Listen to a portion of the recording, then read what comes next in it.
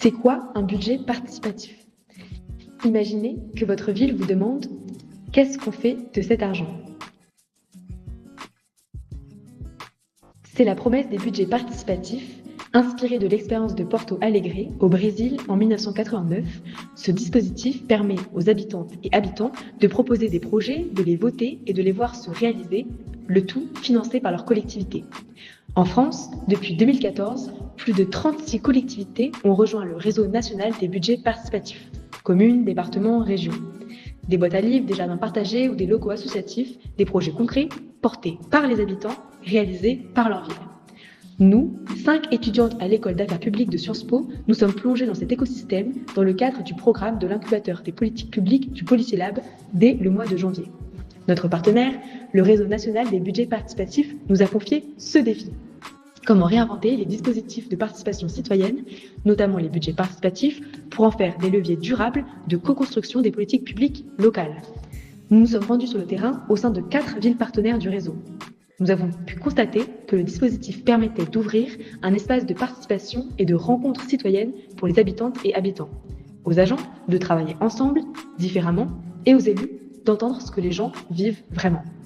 Mais des points d'amélioration demeurent, parce que la charge de travail des agents s'accumule et parce que les projets votés mettent parfois des années à se réaliser.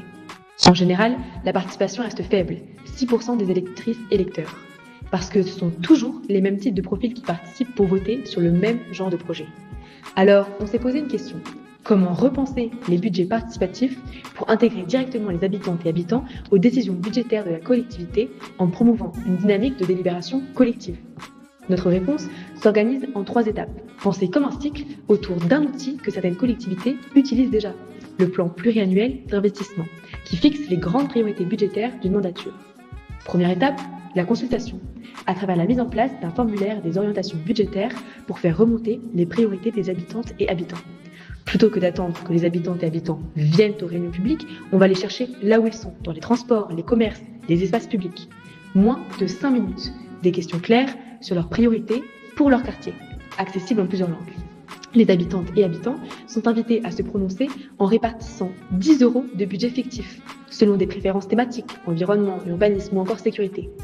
Les réponses sont ensuite transmises à la collectivité qui va les prendre en compte pour la deuxième étape.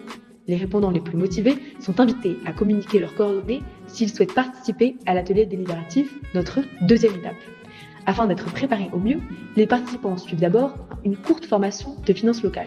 L'outil clé, la carte des besoins partagés. Les habitants se réunissent autour d'une carte physique de la ville pour localiser les points d'amélioration d'un espace avec lesquels ils sont familiers. Ils discutent, ils s'écoutent, ils priorisent ensemble. Ils collent sur les lieux identifiés des post-it dont les couleurs correspondent aux thématiques qui ont émergé lors de l'étape 1.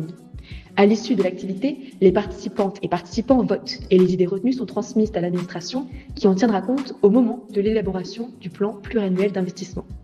L'étape 3, l'évaluation. L'ensemble des habitantes et habitants peuvent suivre les réponses de la mairie qui reprendront la forme de projets concrets. Sur le site internet de la collectivité, une carte interactive permet à tous de voir en temps réel où sont les projets issus du processus délibératif.